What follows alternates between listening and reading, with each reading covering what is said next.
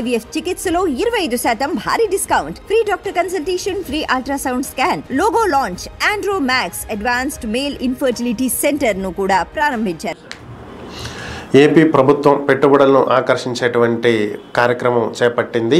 So ఎన్నికల్లోకి రావడానికి ముందు ఏపీలో పరిశ్రమలు నెలకొల్పుతామని, దాని ద్వారా సంపద సృష్టిస్తామని చెప్తూ వచ్చినటువంటి చంద్రబాబు నాయుడు ఇప్పుడు ఆ దిశగా అడుగులు వేస్తున్నట్లుగా తెలుస్తుంది. నిన్ననే బెల్జియం రాయబారితో పాటుగా బెల్జియంకి సంబంధించినటువంటి పలువురు పారిశ్రామికవేత్తలు చంద్రబాబు నాయుడిని కలవటం జరిగింది. ఈ సందర్భంగా పారిశ్రామికవేత్తలకు చంద్రబాబు నాయుడు పిలుపునివ్వటం జరిగింది.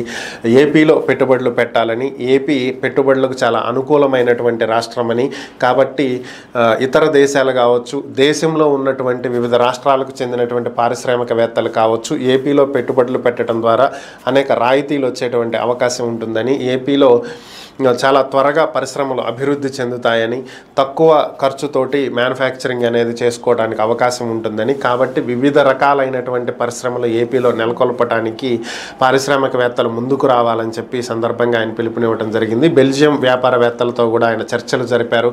త్వరలోనే వీరితోటి MOUలు కుదురుతాయి అని కూడా సీఎంఓ వర్గాలు చర్చించుకుంటున్నటువంటి పరిస్థితి. ఓవరాల్గా ఏపీకి పెట్టుబడులు అయితే రాబోతున్నాయి అనేది ప్రస్తుతం ఉన్నటువంటి సమాచారం.